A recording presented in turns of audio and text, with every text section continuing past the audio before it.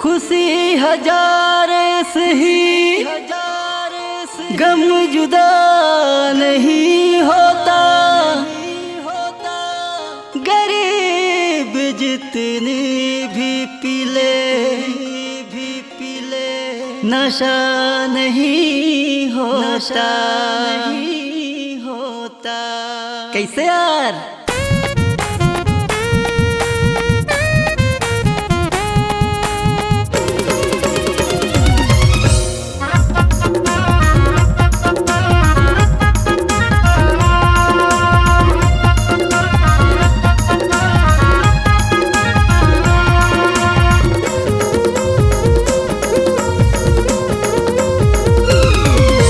महुआ दारू के दीवाना, कहाँ मिलही ते मोला बताना।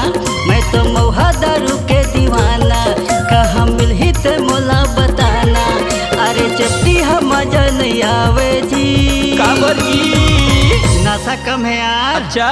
नशा ओम कम है नशा। नशा ओम नहीं है नशा।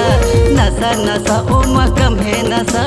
नशा ओम कम है नशा। मैं तो महुआ दारू के दीवाना, कहाँ मिलही ते मोला बताना। मैं तो महुआ दारू के दीवाना, कहाँ मिलही ते मोला बताना। अरे चपटी हम मजा नहीं आवे जी। का लेबो? महुआ दारू लेबो जी। अच्छा। नशा ओम कम है नशा। नशा इम भारी नशा। नशा ओम नहीं है नशा। नशा बिल्कुल नहीं है नशा।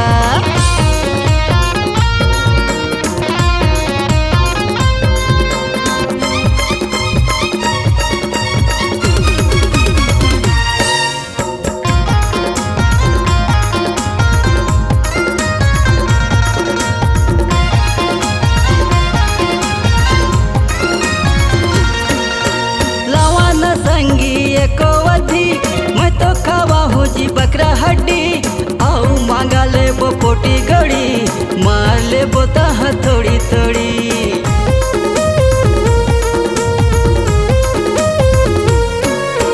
लावा न संगी एको अधी, मैं तो खावा हूँ जी बकरा हड्डी।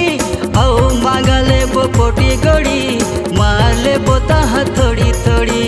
आओ मांगा लेबो पोटी गड़ी, मार लेबो तह थोड़ी थोड़ी। कुछ ना हम मजा नहीं आवे जी। का पीबो? महुआ दारू पीबो। नशा ओम कम है नशा। नशा इम हवे नशा। नशा एम भारी नशा। नशा ओम कम है नशा।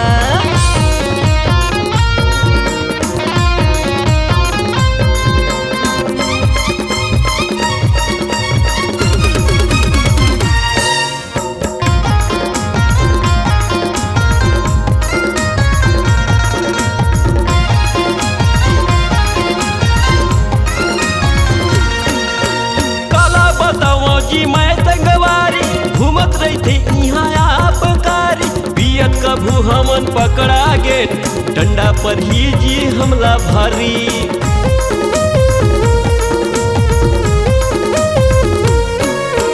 कला बतावा जी मैं तंगवारी घूमत रही थे रोज आप कारी। पियत कभू हमन पकड़ा गे, डंडा पर ही जी हमला भारी। पियत कभू हमन पकड़ा गे, डंडा पर ही जी हमला भारी। अजी बियर में काम चलाबो जी। काबर जी? नशा ओम कम है नशा। नशा ओम नहीं है नशा। नशा ओम कम है नशा। नशा ओम नहीं है नशा। मैं तो महुआ दारू के दीवाना, कहाँ मिलही ते मोला बताना। मैं तो महुआ दारू के दीवाना, कहाँ मिलही ते मोला बताना। अरे चपटी हम मजा नहीं आवे जी। महुआ दारू मंगावा। हाँ जी। नशा ओम खावे नशा। नशा एम भारी नशा। नशा ओम नहीं है नशा। नशा ओम नहीं है नशा। नशा ओम नहीं है नशा। नशा गौ की नहीं है नशा। नशा ओम नहीं है नशा। नशा गौ की नहीं है नशा।